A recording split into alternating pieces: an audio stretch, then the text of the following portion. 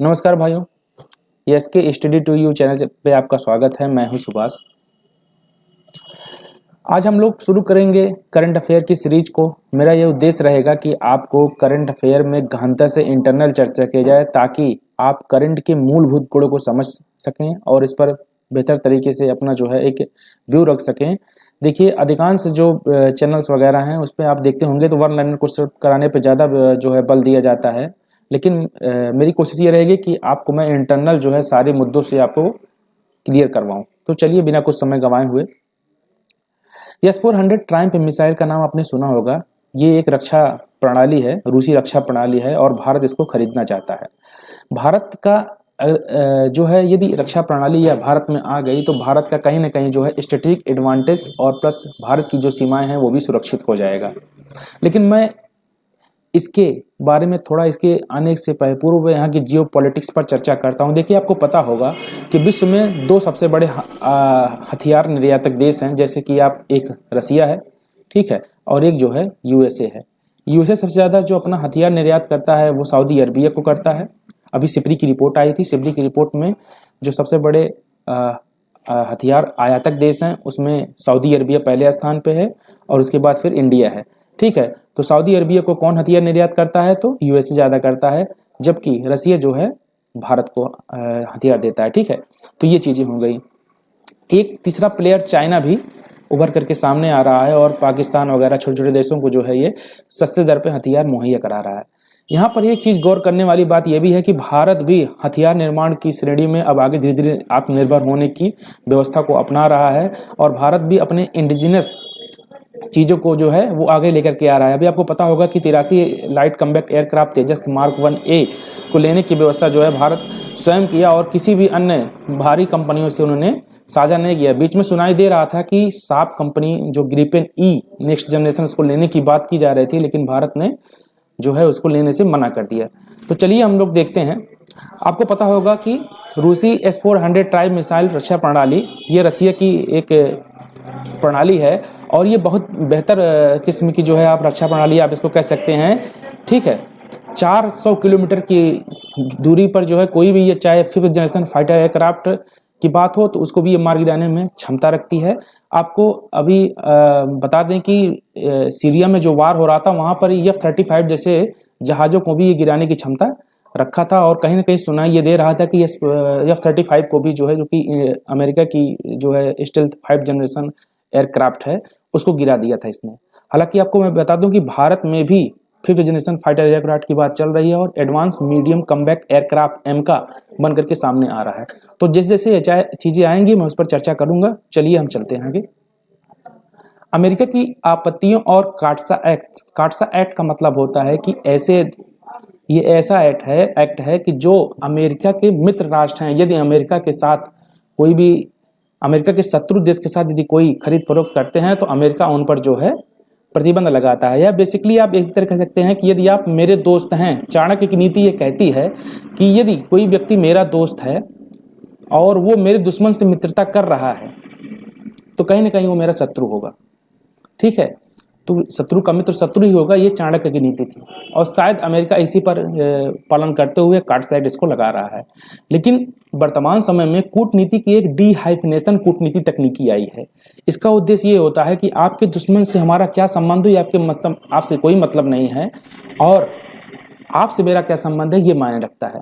तो वर्तमान के बहुध्रुवीय दौर पे यदि हम अंतर्राष्ट्रीय जियोपॉलिटिक्स के बारे में देखें तो डीहाइफिनेशन जो कूटनीति है ये व्यापक रूप से जो है सबसे अच्छी कूटनीति है। लेकिन अमेरिका जो है एक आर्थिक महाशक्ति और सैन्य शक्ति होने के नाते जो है सुपर पावर है, जिस कारण जो है सारी स्थितियों को अपने अनुकूल वो करने का प्रयास करता रहता है, ठीक है। तो अमेरिका की आपत्तियों और काटसा एक्ट। तो काटसा एक्ट क्या है? Countering Americans advisory through sanction act इसका पूरा नाम है। इसके तहत प्रतिबंधों के खतरे के बावजूद अक्टूबर 2018 में, अब देखिए तुर्की ने ऑलरेडी जो है ये जो है वर्तमान में आपको पता होगा कि तुर्की के ऊपर जो है काटसा एक्ट लगा हुआ है, ठीक है। तो भारत इस खतरे के बावजूद भी 2018 में रूस के साथ S-400 ट्रायम्फ मिसाइल लेने की जो है रक्षा प्रणाली इन्होंने साइन कर लिया था, ठीक है, $5.3 बिलियन अमेरिकी डॉलर से। समझौते के साथ, ठीक है। S-400 ट्रायम्फ द्वारा डिजाइन की गई एक गतिशील मोबाइल एक सतह से हवा मार करने वाली surface to air missile system है, सैम है। भारत का भी काफ़ी जो है मिसाइलें चल रही हैं। पीएडी पृथ्वी एयर डिफेंस सिस्टम्स है, उसके बाद बराक-8 है, तो काफ़ी कुछ यहाँ पे डिफेंस सिस्टम हमारे पास भारत के हैं। तो छोटी रक्षा प्रणालियों को भारत को नहीं चाहिए, भारत को मिनिमम जो है अच्छी खासी जो है रक्षा प्रणाली चाहिए। इसी के क्षेत्र में जो है S-400 ट्रायम्फ मिसाइल भी आती है। हालांकि आपको बता दें कि अमेरिका के पास भी थार्ड सिस्टम है, लेकिन अमेरिका का थार्ड जो है वो उतना बढ़िया नहीं है जितना बढ़िया कि S-400 है, ठीक है। तो ये चीजें सारी हुई। यह विश्व की सबसे लंबी दूरी की सतह से हवा में मार करने वाली सक्षम मिसाइल। इसमें 3 प्रकार की मिसाइलें होती हैं, ठीक है। Modern long range SAM surface to air missile, ठीक है। आप इसको देख लीजिए, काफ़ी लंबी चीज़, मैं PDF आपको नीचे अपलोड कर दूंगा, ठीक है। तो मैंने आपको जो यहाँ पर समझाया था ये काफ़ी कुछ चीज़ें हैं। अब भारत के लिए क्या महत्व है इसको अब देख लेते हैं। तो चीन भी इस प्रणाली को खरीद कर रहा है, ठीक है। चीन ने इस प्रणाली की 6 यूनिट को खरीद के लिए वर्ष 2015 में रूस के साथ समझौता पर हस्ताक्षर किए थे। इनकी डिलीवरी वर्ष 2018 में शुरू की गई थी। तो चाइना ने जब खरीद लिया, क्योंकि चाइना हमारा शत्रु देश है, अप्रॉक्सीमेटली 35,000 किलोमीटर जो होते हैं हमारे चीन और भारत के बीच की सीमा लगाते हैं, और चीन के साथ हमारा स्ट्रेटेजिक समस्याएं भी काफ़ी उभर करके सामने आती हैं। तो इस देखते हुए भारत ने जो है S-400 की रक्षा प्रणाली को खरीदने का जो है वो किया था। अब जो वर्तमान की जियोपॉलिटिक्स देखा जाए तो जो बाइडेन जो है वो अपनी सत्ता में आ चुके हैं, और जो बाइडेन की जो नीति है वो चाइना के विरुद्ध ना होकर के रसिया के विरुद्ध है। तो मे भी ये हो सकता है कि ट्रंप जहां भारत के प्रति थोड़ा नर्म रवैया अपनाते हैं, वहां पर जो बाइडेन जो है कहीं ना कहीं जो है भारत के ऊपर ये तगड़ी प्रतिक्रिया वो है जो अपनाएंगे, जो कि NATO North Atlantic Treaty Organization 29 राष्ट्रों, वर्तमान में 30 हो गए हैं, 30 राष्ट्रों का एक ऐसा समूह है जो पूरे विश्व में USA के पक्ष और पश्चिमी देशों के पक्ष में जो है अपना एक जो है गुट प्रतिनिधित्व करता है। इसके विपरीत में USSR का जो था वर्सा पैक्ट था। तो ये वर्ल्ड हिस्ट्री का विषय है, कभी पर वहाँ पर चर्चा करेंगे। और वर्ल्ड हिस्ट्री के साथ साथ ये जो है आपका अंतर्राष्ट्रीय विषय में भी इसका प्रयोग किया जाता है। तो वहाँ पर भी हम जब इसको अंतर्राष्ट्रीय जो मुद्दे हैं वहाँ पर चलेंगे तो वहाँ पर काफ़ी कुछ आपको समझाने का प्रयत्न करेंगे। बेसिकली इसको वर्ल्ड हिस्ट्री में समझाना ज़्यादा बेहतर होगा, ठीक है। तो वर्सा पैक्ट जो था USSR के समर्थक में था, और नेटो जो था ये जो है अमेरिकन के समर्थन में था। तो तुर्की एक नेटो कंट्री थी, ठीक है, नेटो अलायंस कंट्री थी। और तुर्की जो है एक जो रसिया जिसका प्रतिनिधित्व करता है वर्तमान में USSR का, उसके पास जाकर के S-400 खरीदा। तो कहीं ना कहीं जो है वो अमेरिका को वहाँ पर दुख महसूस हुआ, और अमेरिका ने जो है इस पर फिर प्रतिबंध लगा दिया, ठीक है। एक सेकंड,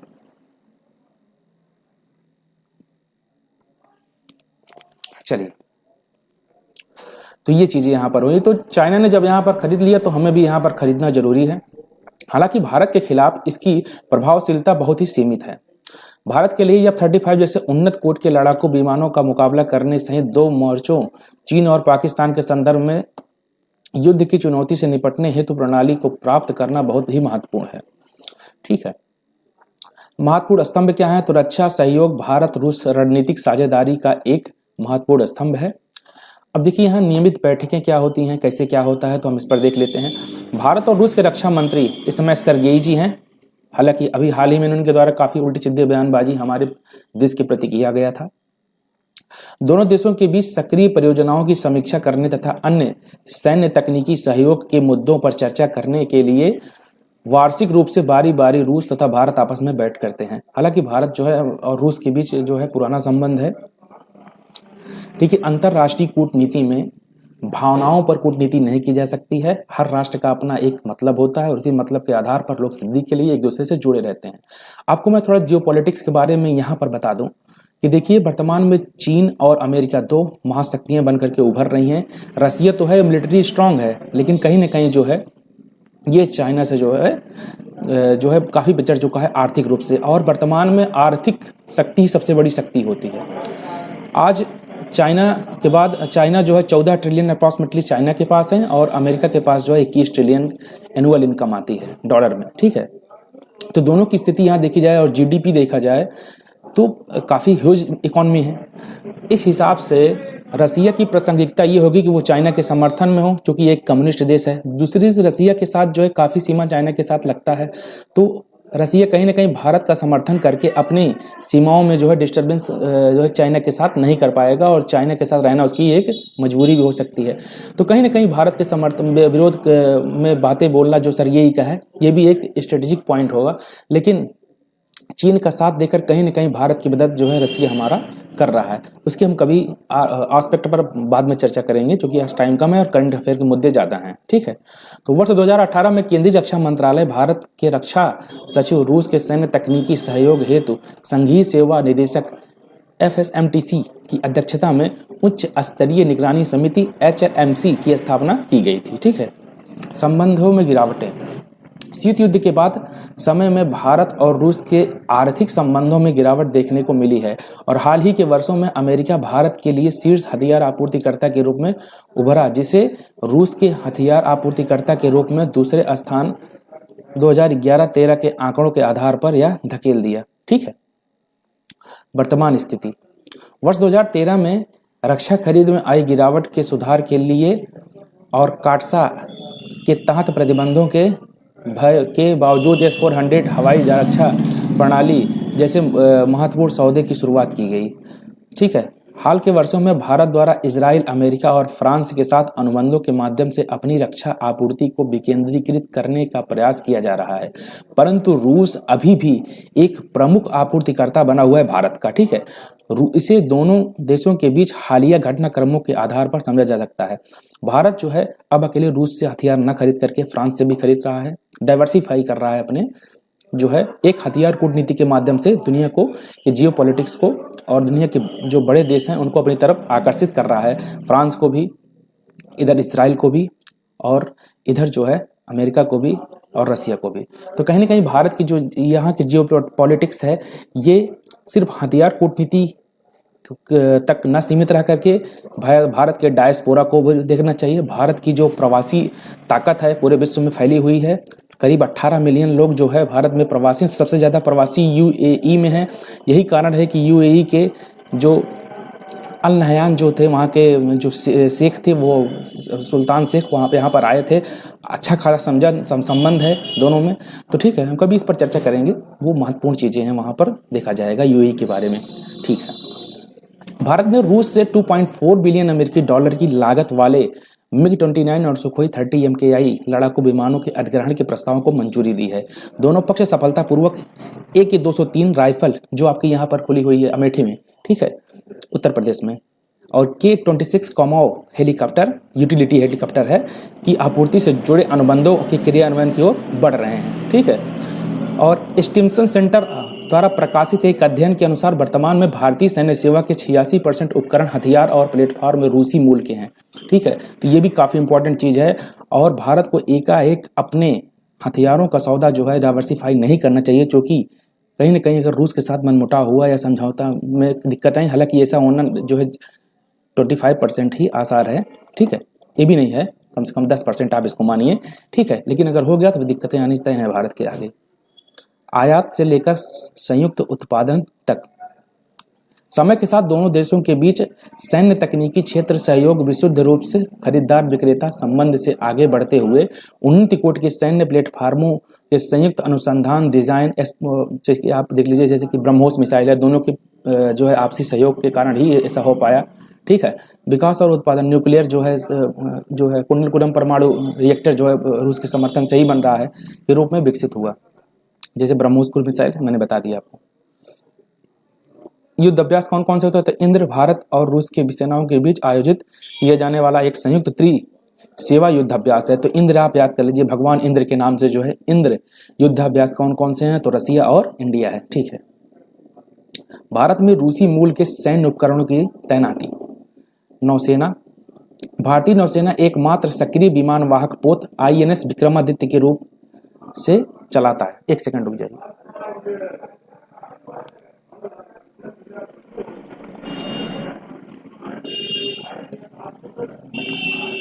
INS विक्रमादित्य भारत का एकमात्र जो है सक्रिय विमान वाहक पोत है। हालांकि INS विक्रांत को भारत बना रहा है और मे भी 2024 तक जो है ये इंटीग्रेट हो जाएगा भारत की नेवी में, ठीक है। परमाणु सक्षम पनडुब्बी चक्र 2 भी रूस से जो है हम लिए हुए हैं और ये जो है हमारे सेना में सेवा दे रही है।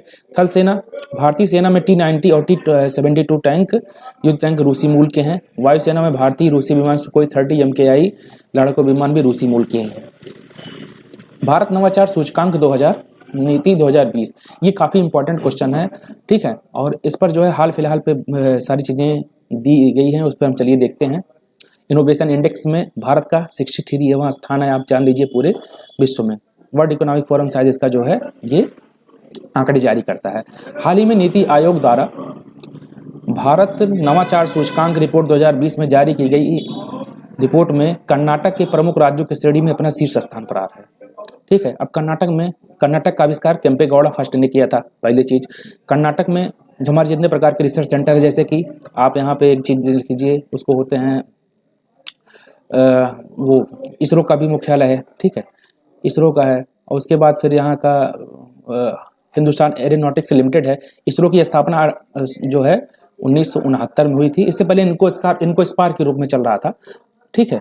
और इसका मुख्यालय बेंगलुरु में है। और हाल का हिंदुस्तान एरोनॉटिक्स लिमिटेड 1940 में इसकी स्थापना हुई थी और इसका मुख्यालय भी कहाँ पर है, बेंगलुरु में है। चलिए, भारत नवाचार सूचकांक जारी करता स्थान, यह सूचकांक नीति national institute for transforming India NITI Aayog. अब आप बता दीजिए नीति आयोग किस प्रकार की संस्था है। चलिए मैं बता देता हूँ। देखिए, हमारे यहाँ 3 प्रकार की संस्थाएं होती हैं, एक संवैधानिक होती है, एक संविधिक होती है और एक जो होती है सरकारी संस्थाएं होती हैं। इस सरकार द्वारा जो है बनाई जाती हैं, ठीक है। तो संवैधानिक संस्था क्या होती हैं? ऐसी संस्थाएं जो प्रॉपर जो इनका उल्लेख संविधान में है, जैसे कि वित्त आयोग है। और इसके बाद आप इलेक्शन कमीशन ऑफ इंडिया को देख सकते हैं, ठीक है। उसके बाद आप इसको देख सकते हैं संघ लोक सेवा आयोग को, ठीक है, भारत निर्वाचन आयोग को। तो काफ़ी कुछ चीज़ें जो आपको होंगी, जो इनका जो प्रॉपर जो है एक्ट का प्रयोग जो है संविधान में, उस समय संविधान बनते समय इसका जो है उपयोग किया जाएगा था, मतलब ये बना हुआ था। एक चीज़ इसमें और है कि इसको संशोधन करने के लिए जो संविधान में जिन संस्थाओं का उल्लेख है, इसमें कोई संशोधन करना होता है तो आर्टिकल 368 के अंतर्गत स्पेशल मेजॉरिटी के माध्यम से संशोधन करना पड़ता है। इसमें स्पेशल मेजॉरिटी क्या होता है? तो उपस्थित और मतदान का 2/3% उपस्थित और मतदान का 2/3% प्लस संपूर्ण सदन का 50%, ठीक है, दोनों को मिलकर के स्पेशल मेजॉरिटी होती है। मतलब उपस्थित और मतदान के 2/3 बहुमत भी होने चाहिए और संसद का 50% भी होना चाहिए। दोनों चीजें होनी चाहिए, तब विशेष बहुमत से चीजें पारित होती हैं, ठीक है। अभी हम बहुमत के प्रकारों पर चर्चा करेंगे। तो ये आप जान लीजिए कि विधिक निकाय आपका संवैधानिक निकाय क्या होता है? ऐसा निकाय होता है जिनका संविधान में प्रॉपर वर्णन होता है और संविधान में जिसके वर्णन के आधार पर संस्थाएं बनाई जाती हैं। उसके बाद संविधिक निकाय क्या होता है? ऐसे निकाय जिनका निर्माण एक्ट के माध्यम से होता है, जो कानून बनाकर जिनका जो है निर्माण किया जाता है, ठीक है। जैसे कि आपका RTI हुआ, राइट इन्फॉर्मेशन एक्ट, NGT हुआ, नेशनल ग्रीन ट्रिब्यूनल 2010 में बना, ठीक है। तो नेशनल ह्यूमन राइट कमीशन, ये सब सारी चीजें जो हैं आपकी संविधिक निकाय हैं। कैसे संविधिक निकाय है? इनका जो है प्रॉपर निर्माण एक्ट के माध्यम से हुआ, पहली चीज। दूसरा, जब इसमें कोई संशोधन करना होगा तो सामान्य बहुमत से, मतलब 50% जो आए हैं वहाँ का, जो आपके सदन में पहुंचे हुए हैं वहाँ पर 50% लोग अगर वहाँ पर इसको वोटिंग कर देते हैं तो सामान्य बहुमत से भी ये जो है अमेंडिंग हो सकता है, इसमें परिवर्तन हो सकता है। जबकि इसमें जो है सामान्य इसमें विशेष बहुमत लगेगा, स्पेशल मेजॉरिटी लगेगा। एक बार अगर ये बन जाएगा तो फिर ये राज्यसभा में जाएगा, उसके बाद फिर लोकसभा में इसका सारी चीज़ें होंगी, फिर राष्ट्रपति इस पर हस्ताक्षर करेंगे, तभी ये संशोधन क्लियर होगा। जबकि इसमें सामान्य बहुमत से ही सारी चीज़ें हो जाती हैं। आप हाथ उठा करके भी जो है सारी चीज़ें कर सकते हैं। सामान्य बहुमत बेसिकली ये होता है कि आप उपस्थित और मतदान का 50% जो है 2/3 बहुमत हो या 50% हो, कुछ भी हो जाए तो वहाँ पर हो जाता है, ठीक है। और ये जो होता है आपका, ये सरकारी जो निकाय होता है, जैसे कि आपका नीति आयोग एक ही है वर्तमान में, तो नीति आयोग जैसे आपका है, ये सरकारी निकाय होता है और इसको ज़्यादा पावर नहीं होती। वास्तविकता में पावर इसमें ज़्यादा है, लेकिन कहने के लिए इसमें पावर नहीं होती है, ठीक है। ये सरकार के द्वारा जो है बनाई जाती हैं। तो ये चीज़ें हैं संवैधानिक, संविधिक और सरकारी निकाय, ठीक है। तो ये चीज़ें हो गई। अब चलते हम आगे हैं। मैंने सोचा कि आपको यहाँ पर ये चीज़ बता दें, काफ़ी कन्फ्यूजन जो होता है वो क्लियर कर दिया जाए यहाँ पे, ठीक है। तो नीति आयोग आपका क्या है, ये सरकारी निकाय है, इसके लिए कोई प्रॉपर एक्ट एक्ट वगैरह नहीं बनाया गया, जब चाहे इसको ख़त्म भी कर सकते हैं। इसलिए जो है योजना आयोग 1951 में जो 1950 से 51 में जो बना था, आकर के उसको 2014 में ख़त्म करके नीति आयोग बना दिया गया। नीति आयोग में 3 पद होते हैं, एक होते हैं वहाँ के अध्यक्ष, प्रधानमंत्री होते हैं, और एक CEO होते हैं जो कि रोज़मर्रा के कामों को देखते हैं, अमिताभ कांत हैं, और एक हैं नाम नहीं याद आ रहा उनका, अभी याद करके हम आपको बताते हैं, ठीक है। तो आयोग द्वारा जो है national institute transforming for India जो है ये नीति आयोग का पूरा नाम है, ठीक है। और इसके द्वारा जो है द इंस्टीट्यूट फॉर कॉम्पिटिटिवनेस के सहयोग जारी किया जाता है। मतलब नवाचार की स्थिति में कंपटीशन उत्पन्न करके देखा जाता है कि भारत में कौन सा राज्य किस क्षेत्र में कितना नवाचार को आगे बढ़ा रहा है। नवाचार और संशोधन दोनों में अंतर क्या है, परिवर्तन, सॉरी, दोनों में अंतर क्या है, थोड़ा मैं आपको बता दें। मैं आपको नवाचार बता दे रहा हूँ, लेकिन क्या नवाचार इसके बारे में कोई जानता ही नहीं है। तो इनोवेशन होता क्या है, देखिए, यदि आप काम करेंगे, ठीक है, काम करेंगे तो आपके अंदर परिवर्तन आएगा। यह परिवर्तन 2 प्रकार से होता है। यदि परिवर्तन, देखिए, परिवर्तन जो होता है नकारात्मक भी होता है, पॉजिटिव परिवर्तन भी आता है, और निगेटिव परिवर्तन भी आता है। परिवर्तन पॉजिटिव या नेगेटिव होना जो है आपके कर्म पर ही डिपेंड करता है। आप जिस प्रकार से काम करेंगे वैसा आपका अंदर परिवर्तन आएगा। लेकिन नवाचार जो होता है इसमें नेगेटिव की संभावनाएं नहीं होती हैं, नेगेटिव होता ही नहीं, इसमें पॉजिटिव होगा। हालांकि ऐसा कोई चीज़ नहीं जो इसमें नेगेटिव ना हो, इसमें नेगेटिव होने के चांसेस कम होते हैं, ठीक है। तो ये है नवाचार। तो वैश्विक नवाचार सूचकांक पर आधारित इस सूचकांक को भारतीय राज्य और केंद्र शासित प्रदेशों के नवोन्मेषी पारिस्थितिकी तंत्र में सुधार करने और इन क्षेत्रों में नवाचार संबंधित नीतियों को तैयार करने के लिए वैश्विक नवाचार सूचकांक की तर्ज पर विकसित किया गया था, ठीक है। इस सूचकांक को पारंपरिक दृष्टिकोण से इतर प्रति मिलियन आबादी पर पेटेंट, वैज्ञानिक पत्रिकाओं में प्रकाशन, अनुसंधान, GDP और खर्च प्रतिशत जैसे नवोन्मेषों सर्वोत्तम मानदंडों के विचार के जारी करने से किया जाता है। चलिए आगे बढ़ते हैं। यह भारतीय अर्थव्यवस्था के समग्र रूप से कवरेज करने और विशिष्ट संकेतकों के उपयोग करता है। उदाहरण के लिए सांख्यिकीय लाभांश, ठीक है, पर कैपिटा इनकम भी इनको बोलते हैं, ठीक है। संयुक्त संकेतक क्या है, तो इस सर्वेक्षण के उपयोग किए जाने वाले संकेतकों में विभिन्न मापदंडों को शिक्षा का स्तर और गुणवत्ता शामिल होता है। जानते हैं कि भारत में शिक्षा का स्तर क्या है, बच्चे को हिंदी लिखना जो है इंटरमीडिएट तक नहीं आता है यहाँ पर, तो इंग्लिश की बातें छोड़ दीजिए, जो मातृभाषा है आपकी, ठीक है। PhD में हालांकि 14 सितंबर को ये आपका होता है हिंदी दिवस, ठीक है, और 10 जनवरी को होता है विश्व हिंदी दिवस, ठीक है। 14 सितंबर 1949 को जो है हमारी हिंदी जो है अडॉप्ट की गई थी, इसलिए जो है हिंदी दिवस यहाँ पर मनाया जाता है। प्रारंभ में 14 भाषाएं ली गई थी, ठीक है।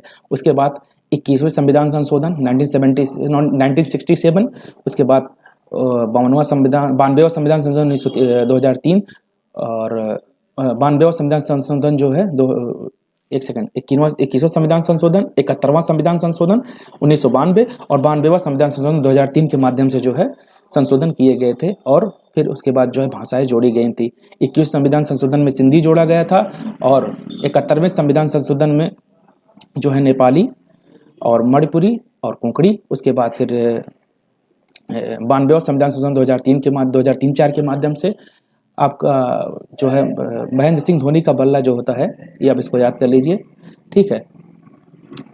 ये चीज़ें जो होती हैं आपकी होंगी, ठीक है, मैथिली, संथाली, डोंगरी और बोडो, ठीक है। तो ये चीज़ें आप इसको याद कर लीजिएगा। मैं आपको इसको याद करने के लिए तरीका लेकर के आऊँगा, जिससे कि आप लोग याद कर पाएँ, ठीक है।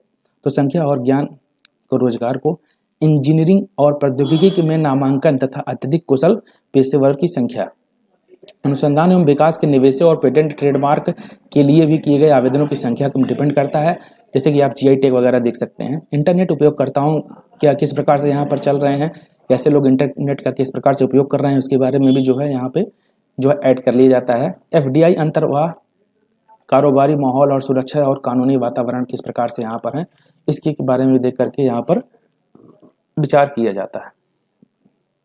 तो देखिए यहाँ पर कर्नाटका सबसे पहले स्थान पे है, 42.5 स्कोर जो है ये पा करके सबसे बेस्ट स्थान पे है। दूसरे पे फिर महाराष्ट्र है और तीसरे पे तमिलनाडु है। एक बात ये है कि यहाँ पर देखिए हमारे उत्तर प्रदेश जो है ये एक स्थान नीचे, 1 या 2 स्थान नीचे पिछली बार जो है नीचे खिसक गया है पिछली बार से, ठीक है, और पंजाब से ऊपर ही है। तो यहाँ पर देखिए उत्तर प्रदेश का कहाँ क्या सा स्थान है, 9वां स्थान है, ठीक है।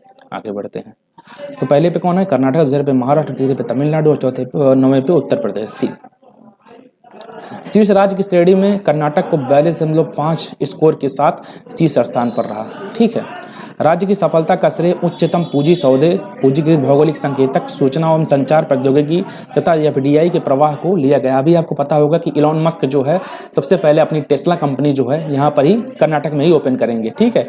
तो ये चीजें यहाँ पर देख लेनी चाहिए। महाराष्ट्र के दूसरे स्थान होने का अलावा 4 दक्षिणी राज्य कर्नाटक, तमिलनाडु, तेलंगाना और केरला सूचकांक में शीर्ष स्थान पे हैं। ये चीज हमारे सोचने वाली बात है, ठीक है। राज्य झारखंड, छत्तीसगढ़ और बिहार का स्कोर सूचकांक में सबसे कम है, जिससे इन्हें प्रमुख राज्यों की श्रेणी में सबसे नीचे रखा गया है। बिहार 14.5 अंकों के साथ सबसे अंतिम स्थान पे है, ठीक है।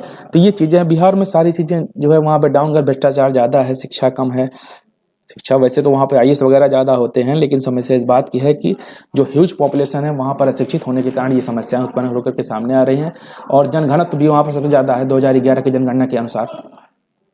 पहाड़ी और पूर्वोत्तर राज्यों में रैंकिंग हिमाचल प्रदेश सबसे ऊपर है, ठीक है। इसके बाद उत्तराखंड और के बाद मणिपुर में स्थान है। उत्तराखंड की स्थापना हुई थी नवंबर 2001 में शायद ना, 2009 में उत्तराखंड को 13 जो है हिल जो है रीजन को ये चेंज कर दिया गया था, ठीक है। 2001 में छत्तीसगढ़ को हुआ था। केंद्र शासित प्रदेश में छोटे राज्य दिल्ली को 46.6 स्कोर के साथ देश में सबसे अधिक अंक प्राप्त किए गए हैं, ठीक है। जबकि लक्षद्वीप में सबसे कम स्कोर 11.7 है, तो लक्षद्वीप का सबसे कम स्कोर है, ठीक है। दिल्ली में पिछले वित्तीय वर्ष में नए स्टार्टअप और कंपनियों की स्थापना के साथ सबसे अधिक ट्रेडमार्क और पेटेंट आवेदन दर्ज किए गए थे। इसी कारण जो है इसको यह स्थान मिला है, ठीक है। अनुसंधान में निजी निवेश में आकर्षित करना, भारत सरकार अनुसंधान एवं विकास के लिए एक प्रमुख ऋणदाता की भूमिका निभाती है, जबकि निजी क्षेत्र का निवेश इजराइल की तुलना में बहुत कम है। यहाँ अनुसंधान और विकास में निजी कंपनियों द्वारा किए गए निवेश का हिस्सा 70% है। तो ठीक है, आप यहाँ पर देख लीजिए इजराइल की तुलना में बहुत कम है, लेकिन अनुसंधान और विकास परिषद में 70% जो है यहाँ पर निवेश किया गया है। ये बहुत अच्छी बातें हैं, ऐसा होना चाहिए, ठीक है। चलिए थोड़ा इसको देख लेते हैं। अनुसंधान में अधिक निवेश करना, भारत को अनुसंधान और विकास निवेश को बढ़ाने की आवश्यकता है, जो कि इस सकल घरेलू उत्पाद में लगभग 0.6 से 0.7 है। यह इजराइल 4.3% यहाँ पर खर्च करता है, दक्षिण कोरिया अपने संपूर्ण जीडीपी का 4.2% करता है, अमेरिका 2.8 करता है और चाइना 2.1 करता है। ये ह्यूज है, जो कि इनकी इकोनॉमी जो है वो 21 ट्रिलियन है और ये 14 ट्रिलियन अप्रॉक्सीमेटली पे है, और भारत 2.99 ट्रिलियन इकोनॉमी के साथ 0.6 और 0.7 पर खर्च कर रहा है। तो में भी जो अगर आप देख सकते हैं तो कहीं ना कहीं बहुत कम है भारत में इस क्षेत्र में निवेश करने से। तो भारत को इस चीज को आगे बढ़ाना चाहिए, ठीक है। उद्योग और शैक्षणिक संस्थानों के बीच अधिक सहयोग से तथा अनुसंधान और विकास पर निवेश की वृद्धि से नवाचार क्षमता बढ़ाने में मदद मिल सकती है, ठीक है। चलिए कि IFB ऋण मुद्दा क्या मामला है, चलिए इसको देखते हैं। अभी काफी उभर करके सामने आ रहा है। हाल ही में भारत के नियंत्रक और महालेखा परीक्षक कैग CAG, ठीक है, ठीक है। चलिए तो CAG ने कहा कि महत्वपूर्ण बुनियादी कौन है CAG आपके यहाँ पे, तो CAG आपके हैं गिरीश चंद्र मुर्मू जी, ठीक है। शायद 178 होता है इसका आर्टिकल 178 CAG, ठीक है। महत्वपूर्ण बुनियादी परियोजनाओं के लिए Kerala infrastructure investment fund KIIFB द्वारा लिए गए ऑफ बजट ऋण में संविधान के अनुच्छेद 293(1) के तहत सरकारी ऋण की निर्धारित सीमा को दरकिनार कर दिया है। ऐसे में ऋण के लिए विधायी स्वीकृति नहीं दी जा सकती है, ठीक है। तो 293(1) में यह कहा गया कि भाई आप सरकारी ऋण इतना ही ले सकते हैं, लेकिन उसको दरकिनार करते हुए ज़्यादा ऋण ले लिया गया, ठीक है। इस बारे में जो है तो वहाँ पर जो है रोक लगा दिया गया है। क्या मामला अभी देखते हैं आगे बढ़ के। तो ऑफ बजट ऋण एक ऐसा साधन होता है जिसके द्वारा सरकार राजकोषीय घाटे को कम करने के लिए अर्ध सरकारी संस्थाओं से निश्चित समय अवधि के लिए आंशिक रूप से ऋण लेती है। जो अर्ध सरकारी संस्थाएं होती हैं उनसे आंशिक रूप से सरकार जो होती है राजकोषीय घाटे को मेंटेन करने के लिए ऋण लेती है। तो संविधान के तहत ऋण हेतु प्रावधान, केंद्र और राज्य द्वारा ऋण लेना भारत के संविधान के भाग 12 में अध्याय 2, देखिए जब ऐसा रहता है रोमन में तो 10 होता है, 1 और 1 11 और 12, ठीक है। अध्याय 2 ऋण से संबंधित है। अनुच्छेद 292 में केंद्र सरकार और अनुच्छेद 293 में राज्यों द्वारा ऋण के लिए संबंधी प्रावधान होते हैं, ठीक है। राज्य विधानसभाओं में सशक्त बनाना, अनुच्छेद 293(1) के तहत राज्य विधान मंडलों को राज्य की कार्यकारी शक्तियों को ऋण लेने और गारंटी देने में सक्षम बनाने या उनकी शक्ति को सीमित करने के लिए कानूनी अधिकार प्रदान करता है, ठीक है। केंद्र की सहमति, अनुच्छेद 293 की धारा 3 और 4 के तहत ऐसे मामलों में जहां राज्य सरकारों द्वारा केंद्र के लिए ऋण बकाया का भुगतान किया जाना हो, उस स्थिति में नए ऋण प्राप्त करने के लिए केंद्र की सहमति प्राप्त करने की आवश्यकता होती है, ठीक है। पहले तो आप ऋण ले लिए हैं और ऋण आप नहीं दे पाए हैं, तो दोबारा आप ऋण चाहते हैं तो केंद्र से आप सहमति लीजिए, तभी आपको अर्ध सरकारी कंपनियां जो होंगी वो ऋण उपलब्ध कराएंगे और इसी सहमति शर्तों के अधीन जो है सारी चीजें दी जाती हैं। तो केंद्र सरकार ने इसको मना कर दिया है, ठीक है, यही बात है।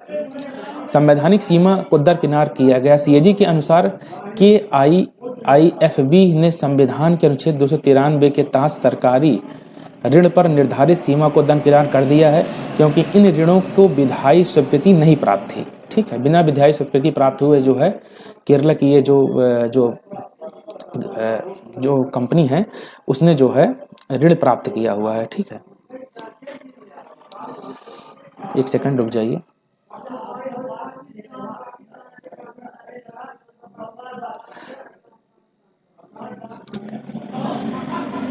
हाँ, तो कहाँ पर थे हम? हाँ, तो बिना जो है मंजूरी लिए जो है केरला का जो है ये जो बोर्ड है उसने जो है ऋण ले लिया था।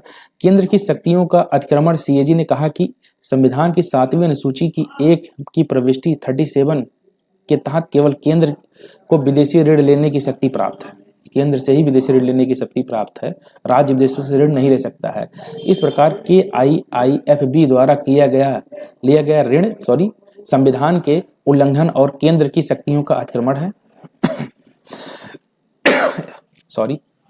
पारदर्शिता का अभाव। KIIFB द्वारा लिए गए ऋण को बजट दस्तावेजों या खातों में दर्शाया नहीं गया है। यह पारदर्शिता को लेकर संदेह पैदा करता है कि ऋण की इंटरजेनरिक इक्विटी, इसको शेयर के रूप में भी जाना जाता है, इक्विटी शेयर मार्केट में आप जानेंगे तो वहां पर पता चलेगा कि इक्विटी है क्या चीज, के कारण राज्यों को ओपन मार्केट डेप्ट, इसको हम डेट कहते हैं, ठीक है, से सभी संबंधी विवरणों को केंद्र के समक्ष प्रस्तुत करना पड़ता है, ठीक है, जिससे सभी स्रोतों से प्राप्त रसीदों तथा भुगतान का विवरण दिखाया जा सके। तो सीएजी की अपनी एक ब्यौरा है, सीएजी इसीलिए बैठाया ही गया है कि सारी चीजों को वो देखे, ठीक है। तो ये समस्या उभर करके सामने आ रही है, ठीक है। चलिए आगे बढ़ते हैं। इसके बारे में देख लेते हैं कि Kerala infrastructure investment fund and board क्या है। ये स्थापना KIIFB की स्थापना इंफ्रास्ट्रक्चर इन्वेस्टमेंट फंड के प्रबंध करने हेतु 1999 में केरल सरकार के वित्त विभाग द्वारा की गई थी। उद्देश्य क्या था? इस फंड का मुख्य उद्देश्य केरल राज्य में महत्वपूर्ण और बड़े बुनियादी ढांचागत परियोजनाओं हेतु निवेश को प्रदान करना था। विशेषताएं क्या हैं? तो KIIFB भारत में पहली उप संप्रभु इकाई थी जो अपतटीय रुपये के अंतर्राष्ट्रीय बॉन्ड बाजार का दोहन करती थी, ठीक है। वर्ष 2019 में KIIFB ने लंदन स्टॉक एक्सचेंज में अपना 2150 करोड़ का मसाला बॉन्ड जारी किया। मसाला बॉन्ड भारत के बाहरी राज्यों बाहर जारी किया जाने वाला बॉन्ड है, लेकिन स्थानीय मुद्रा की बजाय इसे भारतीय मुद्रा में निर्दिष्ट किया जाता है। चलिए, भूमिका का बदलाव। वर्ष 2016 में KIIFB की भूमिका बजट से परे विकास संबंधी परियोजनाओं के लिए संसाधन जुटाने हेतु निवेश बॉन्ड के संचालक से बदलकर एक इकाई के रूप में कर दी गई थी, ठीक है। इसको एक इकाई बना दिया गया था। केरल की सरकार की चिंताएं क्या हैं? राज्य के विकास के लिए हानिकारक। केरल सरकार के अनुसार KIIFB से प्राप्त धन का उपयोग स्कूलों, सड़कों, अस्पतालों आदि जैसे सार्वजनिक और संरचनात्मक निर्माण के लिए किया जा रहा है और CAG की इस तरह की कदम राज्य के हितों की चोट पहुंचा सकती है। देखिए होता क्या है कि जब आप आगे जाने लगते हैं तो आपके जो प्रतिद्वंदी होते हैं वो आपका बराबरी नहीं कर पाते हैं, तो आपको पैर पकड़ के खींचते हैं। तो चलिए सरकारें हमारी सभी भी हैं और सरकारों को कोऑपरेटिव फेडरलिज्म की विचारधारा को अनुसरण करना चाहिए, न कि आपस में प्रतिद्वंदिता स्थापित हो। भला होना चाहिए यार, सभी का होना चाहिए, ठीक है। एक पक्षीयता क्या है, तो केरल सरकार ने CAG द्वारा रिपोर्ट प्रकाशित किए जाने से पहले राज्य को टिप्पणी, अवलोकन या स्पष्टीकरण की पेशकश करने का अवसर नहीं देने पर चिंताएं जताई हुई हैं, ठीक है। RBI द्वारा पहले से ही स्वीकृति केरल सरकार ने इस तथ्य को भी उजागर किया था कि KIIFB बॉन्ड RBI की मंजूरी के बाद ही जारी किए गए थे, जो कि भारत सरकार के अधीन एक केंद्रीय निकाय है, ठीक है। और तो फिर ऐसे ऋण असंवैधानिक कैसे हो सकते हैं। RBI की भूमिका, RBI बॉन्ड और डिवेंचर के मुद्दे तथा उनके प्रबंधन के लिए केंद्र एवं राज्य सरकारों के एजेंट के रूप में कार्य करने को हेतु अधिकृत है। RBI के आंतरिक ऋण प्रबंधन विभाग फंडों के तहत दिनांक प्रतिभूतियों के और राज्य सरकारों के अधिशेष नकद वित्त और निवेश की सुविधा के लिए राज्य सरकारों को ऋण जारी करने की शक्ति है, ठीक है। और यह राज्य के लिए वेज एंड मींस एडवांस का निर्माण करने तथा उनके लिए सीमाएं तय करने हेतु अधिकृत है, ठीक है। तो कृपया वहां पर यह चीज बताया गया था कि आप इस चीज को देख लीजिए कि RBI की भूमिका यहाँ पर ये बता दिया गया है कि सारी चीजें जो है ऋण जारी करने की शक्ति सरकार के पास है, फलाना ढिमका, ठीक है। तो अब इस पर हम छोड़ते हैं, आगे चलते हैं। संघवाद को कमजोर करना, वित्तीय स्वायत्त के विकेंद्रीकरण के लिए राज्य उपकरण विनियमित हेतु एक तंत्र प्रदान करना आवश्यक है। देखिए यहाँ पर जो ये सारी चीजें बताया गया है, RBI के ऋण प्रबंधन विभाग के विभिन्न फंडों के तहत दिनांकित प्रतिभूतियों और राज्य सरकारों के अधिशेष नकद वित्त निवेश और सुविधा के लिए राज्य सरकार के ऋण जारी करने की शक्ति प्रदान है, ठीक है। राज्य सरकार को शक्ति प्रदान है, ठीक है। यह राज्यों की व्यापक आर्थिक स्थिरता को बढ़ावा दे सकता है, इसलिए अनुच्छेद 293 तथा के द्वारा केंद्र की प्रदत्त शक्तियों का प्रयोग पारिस्थितिकी तक सीमित होना चाहिए, ठीक है। परिस्थितियों तक ही सीमित होना चाहिए। उपराष्ट्रीय कोष नीति की समीक्षा, चूंकि हाल ही के राजकोषीय झटकों जैसे विमुद्रीकरण, GST और कोविड-19 संकट के कारण राज्यों पर वित्तीय बोझ बढ़ रहा है, इसलिए भारत की उपराष्ट्रीय राजकोषीय नीति की समीक्षा की जानी चाहिए ताकि राज्यों को ऋण लेने में सक्षम बनाया जा सके। यह इन्हें वित्तीय स्वायत्तता का लाभ उठाने में अधिक अवसर प्रदान करेगा। देखिए यार, कोई भी चीजें अगर हो, अब वर्तमान में आपको पता होगा कि कोविड-19 महामारी के समय में सारी चीजें आप अगर एग्जामिन करें तो केरल का बहुत अच्छा प्रदर्शन था। केरल ने काफी अच्छी तरीके से रिवाइव किया। तो यदि वो अच्छा कर रहा है और वहाँ की राजकोषीय स्थिति में यार दिक्कतें तो सभी हैं, भारत सरकार की राजकोषीय स्थिति डाउन हुई है, तो यदि राजकोषीय स्थिति पर विचार करें तो ये चीजें उभर करके सामने आ रही हैं। तो यहाँ पर ये चीजें एक दूसरे के ऊपर समस्या न थोपते हुए इसको बेहतर तरीके से बनाने का प्रयास किया जाना चाहिए। हालांकि अपने आगे चलते हैं और हम सरकार पर कमेंट इस समय नहीं करेंगे, क्योंकि सारी स्थितियों का जब तक आकलन ठीक तरीके से न किया जाए उस पर कमेंट करना ठीक नहीं है। राज्य की राजकोषीय उत्तरदायित्व कानूनों के को मान्य करना, यहाँ तक कि मैथु बनाम भारत सरकार के मामले में केरल उच्च न्यायालय ने फैसला दिया था कि अनुच्छेद 293 राज्य को ऋण लेने में सक्षम बनाता है और यह राज्यों को अपने स्वयं के राजकोषीय उत्तरदायित्व कानून को पारित करने का अधिकार देता है, ठीक है। तो आर्टिकल 293 में जो राज्य किस प्रकार से कैसे ऋण लेते हैं ये इनकी स्वायत्त फैसला है और इसमें केंद्र का हस्तक्षेप नहीं होना चाहिए। इस मामले में सुप्रीम कोर्ट ने ये चीज प्रॉपर वर्डिक्ट के रूप में कहा हुआ है। सहकारी संघवाद कोऑपरेटिव फेडरलिज्म CAG द्वारा उठाई गई KIIBF की विधायी चिंताओं को दूर करने की आवश्यकता है और इसके लिए केंद्र तथा केरल सरकार को जनहित में उपचारात्मक उपाय बनाने चाहिए या अपनाने चाहिए, ठीक है।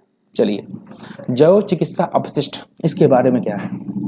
हाल ही में राष्ट्रीय हरित अधिकरण, नेशनल ग्रीन ट्रिब्यूनल, ये क्या है, कैसी संस्था है, तो एक संवैधानिक निकाय है, स्टैट्यूटरी बॉडी है, ठीक है, एनजीटी द्वारा देश के विभिन्न अधिकरणों, प्राधिकरणों एवं जैव चिकित्सा अपशिष्ट प्रबंधन सुविधाओं का अनुपालन सुनिश्चित करने हेतु दिशा निर्देश दिया गया है।